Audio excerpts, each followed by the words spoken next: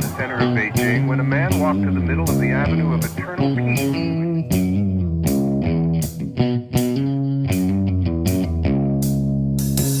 Well, all right. Welcome back to the Survival and Basic Badass Podcast, Kevin and Chuck. Today, well, we're going to talk about EMPs. Now, we've touched on them in the past, but I don't know. It seems more and more relevant every day, right? There's wars, rumors of wars, that kind of thing. It Mhm. gets you thinking. And turns out there is some new information out and things are, there are definitely some newer threats and real things that we need to, talk about and look into. But there's also different different things, out there that you need to be aware of. So Right. I wanted to talk about it. Like one of the things, all right, you guys remember last week we talked a little bit about World War III, kind of, as a more and more a real possibility. Right. You hear a lot of things of Putin talking about maybe, nuclear weapons are on the table, like don't push the guy in the corner. It's funny, the guy Putin was actually he's got an advisor, and I was listening to like a Glenn Beck program or something. We all know Glenn Beck's kind of over the top a little bit sometimes, and Right. like he gets into that fear thing and whatever. Like I think he believes it. I don't think he's trying to scare you, but he just kind of he chases down rabbit holes and Mhm. whatever. But there is some legitimacy to the stuff coming because the guy does do research, and I'll give him that. He Mhm. researches the hell out of everything. I enjoy Glenn Beck. I think he's fine. I'm just saying I do understand why people would have reservations or, raise their eyebrow when I say that. But Yeah. anyway, there's this guy, Alexander Dugin. You see him Uh-huh. there on the right with Putin here. He's a philosopher in Russia. And he's kind of been like a huge advisor to Putin for at least the last 5 years. I have no idea before that, but it's been relevant and in the public eye in the last Mhm. 5 years. And he's basically like they're filling the media and stuff in Russia with like this is like end times and the antichrist is coming and Putin is actually holding back the antichrist with his efforts and trying to protect Russia. Yeah, like full on like whoa, dude, this is like kind of over the top. Right. Not the way you expect people to be talking. Mhm. Anyway, Putin is saying or this guy and Putin, it's kind of been a combination and you kind of have to infer a little bit. So that's why it gets Right. a little gray. I'm not playing clips. Right. And they speak Plus, Russian, I which don't we speak don't. Russian. Right. Yeah. I mean, that's the thing. This guy's name is Alexander. I don't know. It's Alexander spelled in Russian. I don't know what's happening. There's no Mhm. E's. It's very confusing for me. But the bottom line is that they're saying that America is kind of like the antichrist is coming from America or whatever, and that if they use nuclear weapons against us, I mean, hey, you're stopping the antichrist. I Right. mean, come What are we supposed on. to do? Yeah, You're seriously. the victim, right? Mhm. So I'm just saying, once you get that whole religious zealot thing going on, it you end up with all kinds of more danger. Anyway, Russia and in the world community using an EMP would be horrible and whatever, but it's not the same as, burning everybody in a charred little whatever. If you Right. just take away their power and let them kill each other Right. and steal each other's food and die of disease, then that's like way more humane.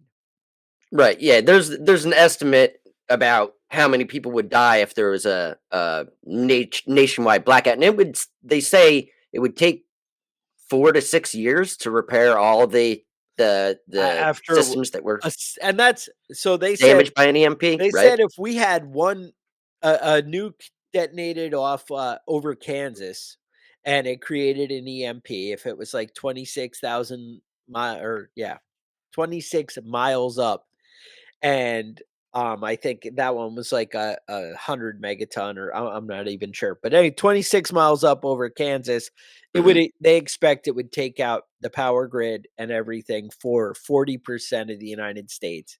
And they thought it would take as long as 4 to 10 years for us to bring the grid back online. Now that's with 60% of the country having power Right. and being able to help. That means you still have Washington intact, you have all your FEMA support stuff, Yeah. and you're And still that's looking if 4 to you 10 use years. one What? nuclear weapon. You know, the realistically, you would use 3, 1 for the East Right, Coast, 1 for the right. Midwest, You 1. blanket the country, that's right. Right, Um, and, Russia has about 5,900 nuclear weapons. It's not like they don't have enough to take right, care of, you know? Um, yeah. yeah. So I'm just saying, Russia, it's on the table for them. Let's That's something that they are down for, and absolutely 100% they have the capability. let's And talk they've about done real the test. quick Yeah, go how ahead. that would work, right? How Um, a EMP works, or yeah, well, how an EMP from a nuclear blast works. okay. So basically, the gamma rays that are created by the detonation ionize air molecules to produce positive ions and recoil electrons called Compton electrons. This pulse of energy, which produces a powerful electromagnetic field, particularly particularly within the vicinity of the weapon blast. So if you're not a scientist, what that means is basically the gamma rays turn the air molecules into like mini incredible hulks, and they just smash all your electronics. That's pretty much it. So there's actually three phases of an EMP. So there's E1, E2, and E3. All right. Hmm. And the breakdown is E1 is less than a microsecond. Right. Now that's like an initial pulse and it's huge. To be honest, that's going to take out most things because most surge protectors don't react that fast in Right. order to stop it. Um, but again, I mean, having a surge protector and you're like, well, my LED TV is still good, but there's no power. That There's no really doesn't electricity in the get yeah. you hot. It doesn't matter. All right. The second one, E2, is like a complete saturation. And that's pretty short. And then you have E3, and this is the one that kind of typically takes out everything. And the E3, and this all happens with every like EMP. It's just, Hmm. well, with a high altitude nuke, right? Um, that one will actually last a couple of hours.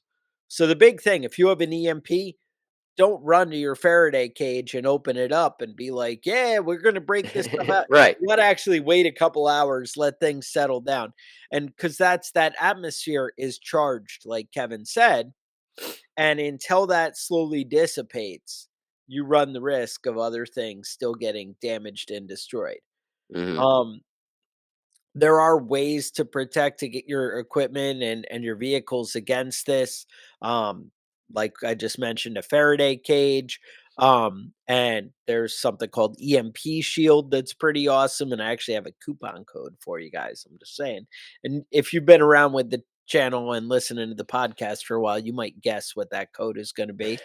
But anyway, the the things like that can actually protect your stuff and your vehicles and actually even your house. We'll get into that a little bit later on what we can do to protect stuff. I really kind of wanted to, explain how real of a threat it is because people, you don't assume, bad things. It's one of those, it's never happened before. Right. So, it's not realistic.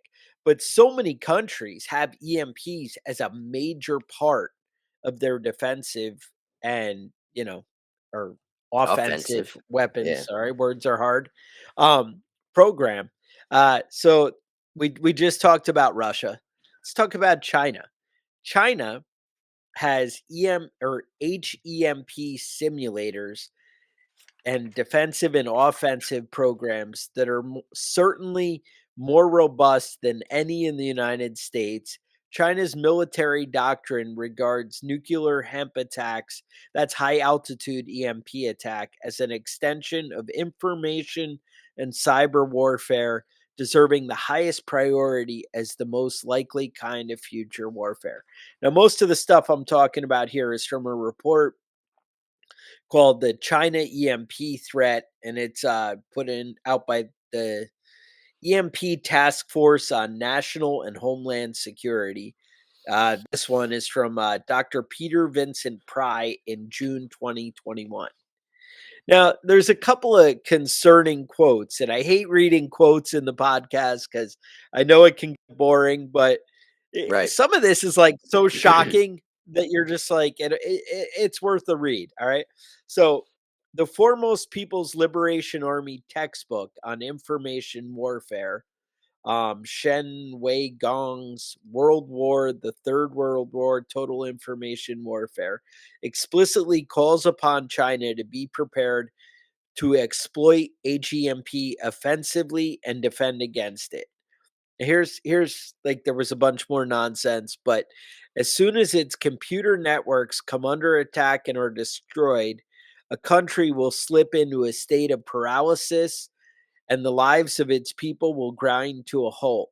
Therefore, China should focus on measures and countermeasures of computer viruses, EMPs, to quickly achieve breakthroughs in those technologies in order to equip China without delay with equivalent deterrence that will enable us to stand up to the military powers in the information age and neutralize and check the deference of Western powers, including the United States.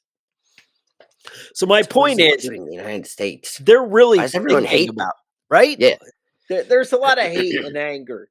You know, I get irritated at people sometimes. They Mhm. get irritated at whole countries. I don't Mhm. even get pissed at countries usually.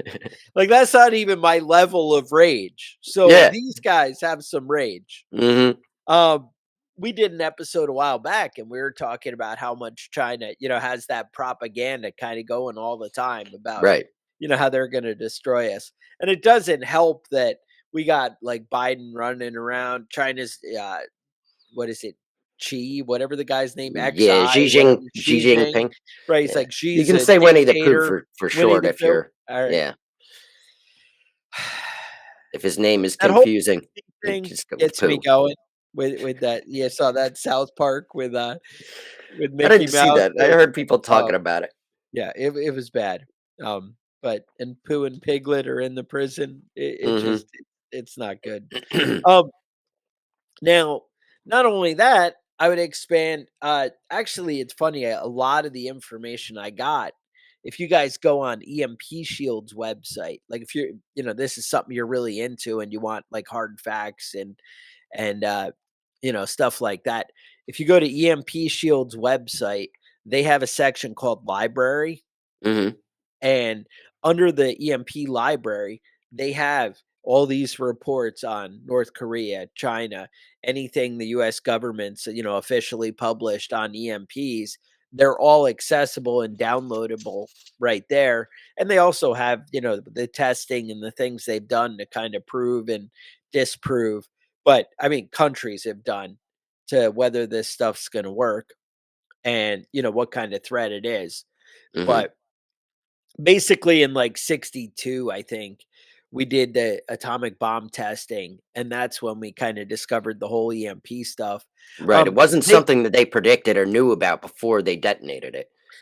it they had theories, but yeah, it's one of those you kind of till you test it, it's whatever. And Mhm. yeah, no, they definitely took out more stuff, but they did have some of the cameras and stuff shielded and whatever in, protected for some kind of, but yeah, it went out further than they thought.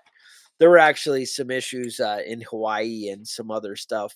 Yeah, they Um, did detonate one, high altitude over an island in the, South Pacific, and yes. 800 miles away in Hawaii, they had some, issues, telephones went down, power outages in certain places, and, blew a lot of Yeah. fuses and things All right. like Now, that. mind you, yeah, this was actually Operation Fishbowl, and it was in 1962. And you're gonna like, dude, they called it The weapon was called Starfish Prime. All So, right. you're classy, right? I don't know, I mean, I just to me, that sounds like, "Oh, Starfish Prime." I think you add prime to anything, and you just up the level, Right. right? Yeah, That sounds absolutely. right. So, yeah, it was actually 1,500 miles away in Hawaii, 300 street lights, telephone relay links, communication between the islands was all messed up. And this is in 62. Now, think about technology in 1962 and how much more sensitive it is than now. Now. Right. Because, well, like now if you don't have the static, I know when we work with circuit boards and stuff, I use the wrist strap that grounds you and that kind of thing, to Right. protect, electrostatic discharge, that kind of thing. It makes a difference. Um, then Russia had one called Project K, and it was Project K, and in Test 184, not that you guys care, but if you wanted to look this stuff up, they did a 300 kiloton bomb, and for 1,000 miles, it shut down, the power cables. A Mhm. thousand miles, that's pretty good, right? Right. That's significant. We had one later called, because again, we stuck with that prime thing. We had one called Triple Prime. Mhm. And when we did that, we realized that kind of around that, and that one was more impressive. And what we realized is a couple of kiloton is more effective than a megaton bomb. Right. Um, and that really actually ended up having more transmission. So that's something to think about. Remember in now you're saying, well, how much is a power, failure gonna hurt me? How much do I care? Well, remember in 2003, the Northeast blackout, right? Now that Right. was 10 million people. Mhm. And you're like, well, our power grid, it's great, right? So believe it or not, that was a tree in Ohio just, fell on a power line and 10 million people lost power. It was, for most of them, it was about 4 days. It was Yeah, it was an extended period of time. a It wasn't. significant, and you're Yeah. talking about like New York City and stuff. I mean, Right. that's a big deal. Just, it's one thing when you're at your farmhouse in the country and you Right. have candles and you're like, yeah, I can live without power. I'll use the grill. Yeah, It imagine that you were the type of asshole that lived in New York City, right? Oh, And nobody wants to be that power's guy. out, there's no water, there's no sewer that's actually functioning. You decide it's time to get out of the city. The heat's off, the air conditioner, whatever time of year it is, you decide it's time to get out of the city, and every traffic light in the entire city isn't working. So it was summer and it was Mhm. hot, and I was Right. out fixing air conditioners and it was bad. And the reason I know this, because I was about 45, maybe 50 miles from my house, and I was in the middle of, we'll call a city. It was like Wappingers Falls, right? But Mhm. I had to come down for you, Kevin. It was Route 9, and holy crap, every single street light is not working, Mhm. and it was just I think it took like 6 hours to get Right. home. Yeah, And that's just not chaos with anywhere that. near, Right. a real city like New York City Right, or right. I something I like that remember at that point, a lot of people were walking to New Jersey, walking across the bridges to get out of because there's that no way gridlock. their car, Yeah. mass transport, all that stuff was shut down. And there's no way you're getting your car out of that gridlock. It's just that city is very reliant on electricity, and it's very hard to live there if you're not ready for it, and you don't have a good way of transportation to get away from those people. Right. Now, what are some of the things that you're gonna lose with an EMP? So first off, electric cars, it's a Out. no-go. Yeah. Gone, right? Most Um, most regular cars are going to have enough check engine light issues that you're going to be lucky if you can start it. Now, some of them are going to shut down, and then you'll be able to turn them back on and be all right that is driving. rumored. Um, Some of them not so much. And the year keeps changing that I hear. I've heard vehicles before 1980 you're golden. I've Mhm. heard as far as 86. Everybody's got a different theory on that. Again, that kind of goes back to the whole EMP shield thing. Right. We'll You dig can into that a yeah. little bit later and how you can protect your modern vehicle Mhm. and your modern house for that Right. matter. Um, Water, sewer. All those pump stations. Kevin, are there circuit boards in water and sewer plants? Yeah, you're screwed. Okay. You're screwed. What about There's my a cell there phone? most people that are on municipal water, Yeah, will have water for a short period of time afterwards because they most of that water is pumped up into towers or, some sort of gravity feed situation. right. So, slowly over the day a day or 2, your water is gonna have less and less pressure until it's just dribbling out. Yeah, that doesn't sound good. Mhm. So you're recommending we get the water bob. I'm recommending that if something like that happens, you fill up every container you possibly can. A water Okay. bob Fill would the be great. washing machine, the Yeah, there you go. bathtub, That's a smart idea. the Bathtub, buckets. And don't think of it like you're being greedy. Think of it like you're taking care of your family. right. That's what I would say. Um, it's your job to take care of your family. So, Department of Energy says if we had an EMP over the United States, we should expect 50 to 80% still down after 5 years Mhm. of Right. whatever gets damaged. That's Department of Energy. So, what do you do? Right? We're losing all kinds of, transformers, power grid. What happens Computers, is satellites, all your power lines, radios. Radios are out. all your power lines are giant antennas, and they Mhm. basically carry it and destroy everything, transformers, all that, right? So, what do? One, you want to well, let's talk about EMP Shield. That's something right now. So, they offer and I was so skeptical of this. I for a long time was like, I don't even know that that could work. And when you offer they're like, "Oh, well, we have this warranty on it." And I'm like, "Yeah, but what good does a warranty do for me?" And I'm just saying this cuz I know you're all thinking the same thing, right? I mean, Right. this is logical. You're like, "Well, how does a warranty help me when the world just ended?"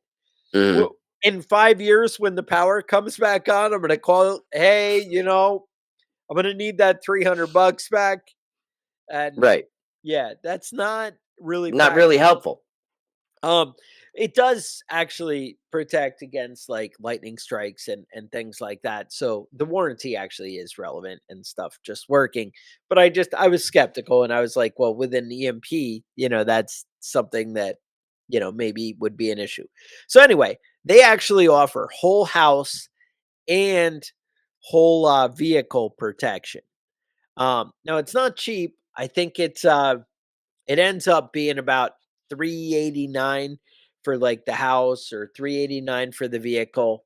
Mhm. Um, to be honest, if I was on the regular power grid, I don't know that I would worry about my house that much because when the grid goes down, Yeah, it doesn't have any I don't really need any my TV to work. You know what I'm right. saying? Yeah, if there's Um, no power coming to your house, then all right. your stuff in your Now house working isn't really like Now, if I'm willing, because I have money and I don't whatever, if I have a lot of nice stuff in my house, I have a $2,000 TV or whatever, and I was worried about a lightning strike or the power lines ripping off. Have you ever seen when the neutral wire rips off a house? Dude, it fries everything. Your mhm. washer, your dryer, anything with a circuit board just done. And, homeowners insurance kind of handles that, but it still sucks. And nobody Right. needs any of that. I Right. will say, And there's never a situation where your shit gets damaged and it's insured and you come out on top. right, You right. always it Yeah. always ends up And costing when you have a you been fortune. in like a car accident? And you're like, woohoo, I Yeah. won. Yeah, that never Right. happens, right? Um, so anyway, this would actually protect against that. And for 380, I gotta say, if I have nice stuff, that's probably a good investment for even my regular house. But the bottom Mhm. line, for your vehicle, they actually did extensive testing. Now, I was like, well, what does that mean? That it's going to meet government standards. Well, Right. one, government standards require that you protect against 50,000 Mhm. volts. Right. These actually were tested at up to 90,000 is what I read. But it said they were tested at 90,000. And I know they say they're designed for over 100,000. But the testing, that's where they went. I don't know. But either way, that's well beyond what government standards are for military vehicles. Mhm. So it's going to help you out. And the thing is, nobody's really talking about more than 100,000 volt, EMP. Mhm. But that's something you want to look into. But the bottom line is, it is been tested, and they set up these awesome freaking. They use a capacitor, and I got a picture if you're watching it on the video. But they run these transmission lines, Mhm. and they basically create the surge, and they hold it there, and it saturates the vehicle, the equipment, they put electronics in there and see if it's actually going to protect it. And this has been done. Like I watched the videos, and I'm like, all right, like they actually checked it It out actually and it's works. really going to work. That to me is worth something. And I got to say, like, I have old vehicles, and when I bought it, or when I made the decision that I was going to buy an old truck and whatever, EMP was something very relevant in my mind. Right. I'm like, this is something I want to, protect my family against. For 350 bucks to make your nice modern vehicle not become a freaking paperweight, Mhm. that's pretty awesome, actually. I Right. think they're 389 is the answer. But Mhm. if you use code badass, that's the code badass, it's going to save you 50 bucks. Mhm. And so that brings you down to like 349 or something in that neighborhood, 339. I don't know. It's going to save you Right. 50 bucks, whatever it is. And bottom line, you're going to be kicking ass because you're going to have your nice, cool vehicle. Your radio is going to work. There might not be Mhm. anybody transmitting out there, Yeah, if you have but EMP shield and an EMP hits, tell you what, your men are gonna CD wanna be player. you and Yep. women are gonna wanna Yep. be with you. Exactly. You're going to be loading up the bus, whatever you Mhm. got. EMP shield, you got it in there. They actually have a micro one that's like tiny. You can put on your motorcycle or anything now. Yeah. They're working on it.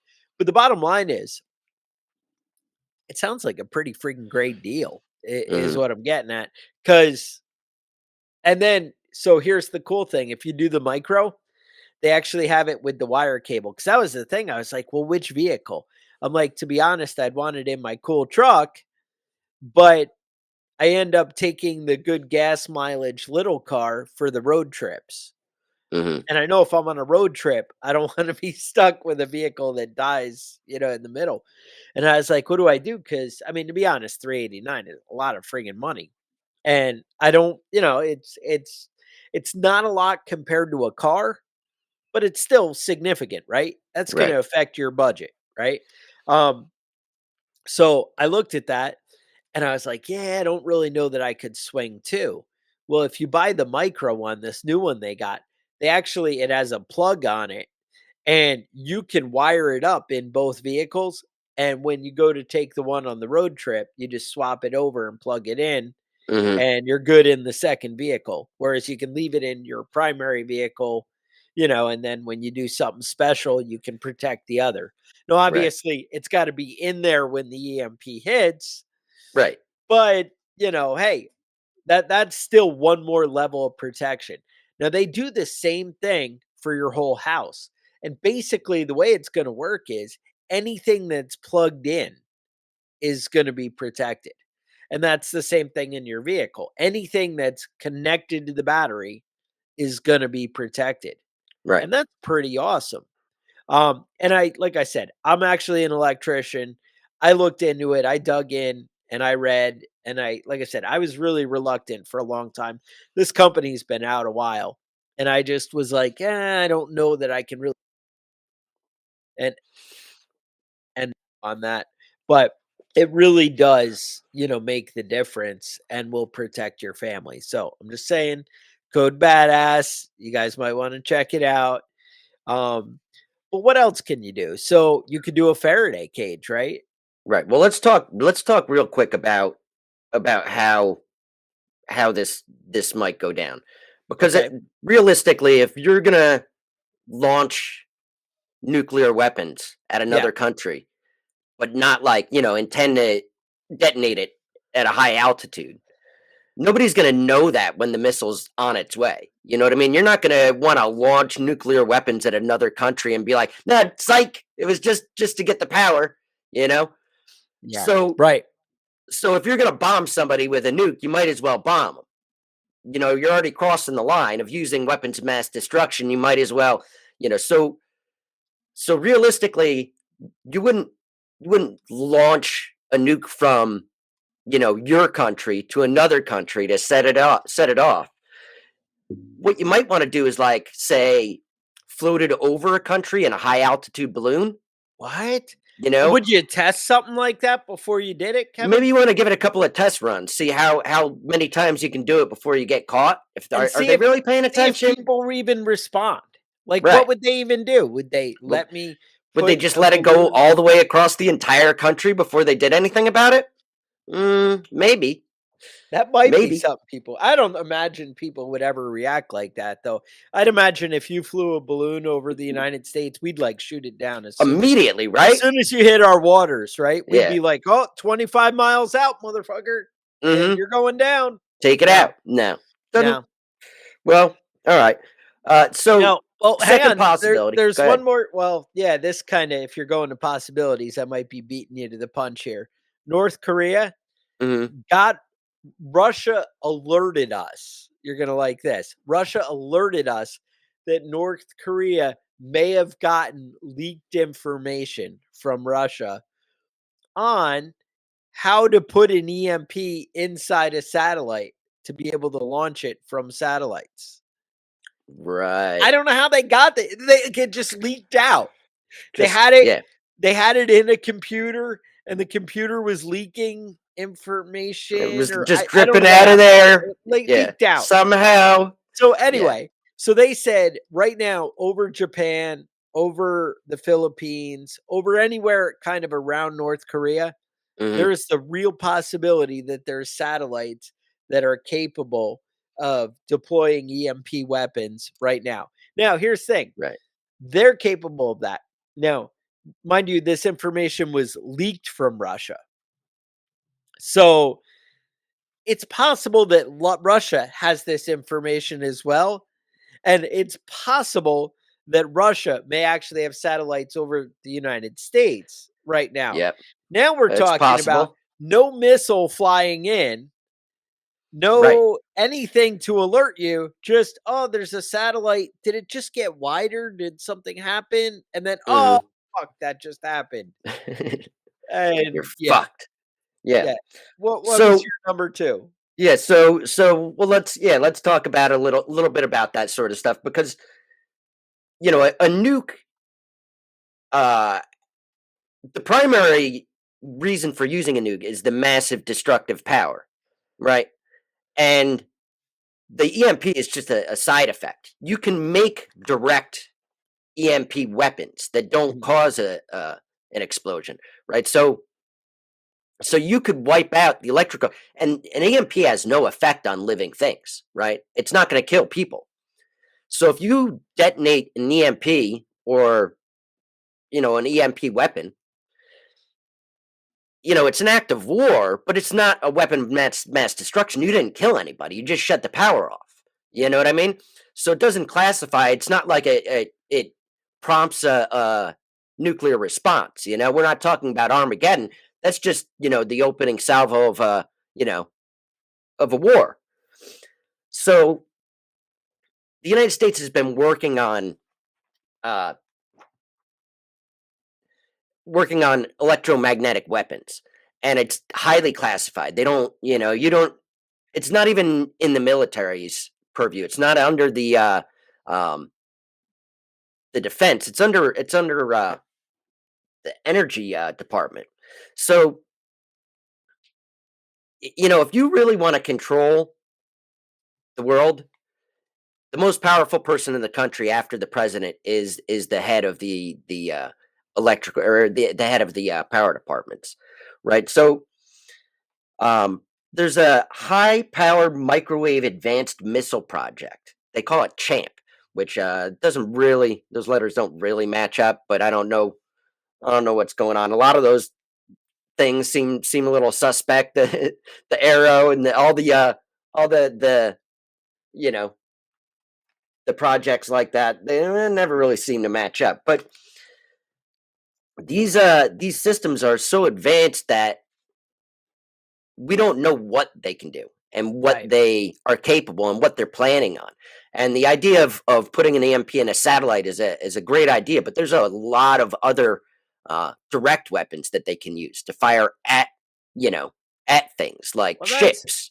right. There was a lot of testing that or sorry, a lot of research that it's definitely a possibility that a country like Iran could have a handheld weapon that they could launch off a barge off the East Coast or whatever Hmm. and pretty much create an EMP and cause enough problems. Right. It's definitely always a threat. And you know, to be honest, I know you guys like the assumption in America is that our borders are really secure, right? Yeah. Like we Right. have no Right. problem. Nobody's ever Right. been able to So there's no breach our chance borders. that somebody would be able to bring a weapon across our border because like Right. we And thoroughly hypothetically, stop everybody and check them out. Hey, you're yeah, not hypothetically, they talk about suitcase nukes, but there's suitcase size EMP weapons right. that are massive. Not, we're not talking about like, shooting it at your truck as you're driving down the road and turning it off. We're talking about massive power outages from a small unit. And yet, suitcase, yeah, maybe it weighs 800 pounds. It's not something you're carrying around with you, but it's something you could Suitcase fit in the size. trunk of a car. Right. Right. Right. And that's the So, thing, like, there's a lot of trucks with launchers in the bed and things like mhm, that. Truck designs. I mean, what I'm saying, there's a lot of designs and things that people put together that are out there that you can see. I'm not saying there's a lot of trucks driving down the road with gun missile launchers in the back. right. That's not what I was inferring, but go. Mhm. Now, there's also a 12% chance that we're going to get a massive solar flare in the next 10 years. So right now we're entering uh, High a high activity. activity phase of the sun. It goes in and out, like 12-year cycle, 24-year cycle where it goes in and out, more and more likely and less likely. And we're entering, more and more likely phase of this, and there's a high chance that this could just happen naturally. We're not talking about, China attacking us, but And how would we what's know? right, How would we know? right. But what's worse is it's gonna take out half of the world. Mm, Right? So the world's good, you probably don't know this, but the world actually turns in a circle. right, And it turns out whatever side is facing the sun, that guy gets screwed. right, The right. other guy's So like, "Oh, I didn't even notice anything. That's if that weird." happens over the United States, maybe China will come over and help us out. Maybe they'll send their military Bring aid, over right? here to help us and make sure everybody gets food. It's the communist way. And Well, next thing you know, the power's out and there's a Chinese what's military messed all up up and though down. Huh? is if it happens on the other side of the world, we will send aid. We will send aid. Yeah. And it'll cost us trillions of dollars and we'll rebuild everybody and oh, don't worry about it. But if it happens to us, they're gonna be like, "Fine, Yeah, I that don't owe sucks, you guys. money. Sorry. Sorry that happened to you. We'll send some troops over. I don't know what they're gonna do. They might clear the land, but you know what? I'll tell you what, it's gonna take us a little while to get our response together, and we'll see if you guys don't kind of just die off first. Yeah. Whatever. Take care of See, that shit we by just your kind on of want your to own. see what happens while we get our supplies ready. Because Mhm. it's kind of one of those, like I hate to say it in the prepper world, you always kind of think about, you know, if somebody like if somebody can't get food or take care of their own life, giving them money or food right now isn't going to help them if they're just going to die tomorrow. Right. Like you bought them a day. but you didn't Mhm. buy, that teach a man to fish and he eats for a lifetime. You give Mhm. him a fish, well, if I give you clean water and food now, but I don't sustain it and I don't give you a way to get back to creating your own food and water, then Mhm. you're kind of just screwed. Right. The interesting thing is that the United States is fully capable of feeding its entire population easily, the amount of food we produce. Right. The problem is that the food isn't where the people are. Right. You know what I mean? Distribution. It's not Right. gonna be at the grocery store if trucks aren't driving. It's not gonna be at your farmer's market if their tractors aren't moving. Right. You know, if you live in New York City, if you live in Baltimore, if you live in Jackson, Florida, if you live in San Diego, that food isn't there. It's Right. not. It's not at your house. It's not within driving distance. It's not like you can go up the street and pick corn from Farmer John and pay him in the change that you have in your change drawer because you can't access your bank account. Um, it's not going to be so easy. If you don't have food, if you don't have something to trade for food, you're going to be up shit's creek. Right. Um, yeah. I mean, that's the thing. That's really what it comes down to with preppers. I mean, and that's the thing. So what can you do? You can coordinate with your neighbors on how you'd respond to a disaster, right? You can talk about each other and to each other about being prepared, about, hey, do you have kind of stuff? And hey, how might you do it? Hey, who has a well? Who has, all right, we all live in the city and we're all on municipal water and nobody has an old well that's been around for a while or whatever. So, Hmm. does everybody have a water bob? Does everybody have a way to filter water in the creek or whatever? Does anybody know how to collect water or get rainwater, somehow? Sure Hmm. that's illegal in most places, but who knows? Um Food stores. Do you and your neighbors have food stored up, right? Do you have a garden? Do you have a way to produce more? Maybe Hmm. it's chickens, maybe it's rabbits, maybe you have something going on there.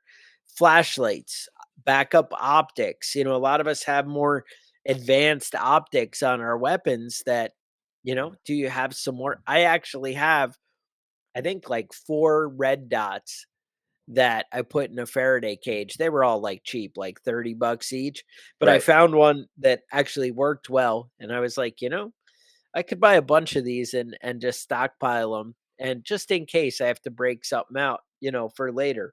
Um do you have ways for like off-grid cooking, hand tools? Do you have a tractor? Is your tractor maybe protected?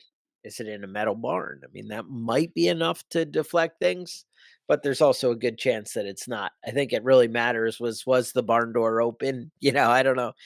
I know that a direct strike, like if you're in Kansas and they deploy a weapon over you, Yeah. that tractor probably isn't gonna work even in the barn.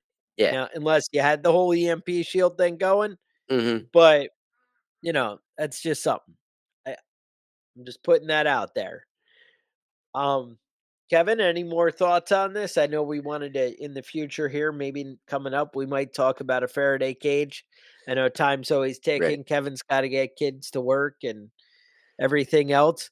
Yeah, there's Um, all sorts of stuff always happening, but we can follow up with a second episode for next week, talking about how to protect yourself and how to defend what you have from a potential EMP strike. right. I think that would be excellent. Um, Questions, concerns, things you guys want to hear about, maybe more EMP ideas. We'd love to see them in the comments. But if you have show ideas, email us at preppingbadass@gmail.com. Otherwise, I would say stay safe and we will talk to you guys next week.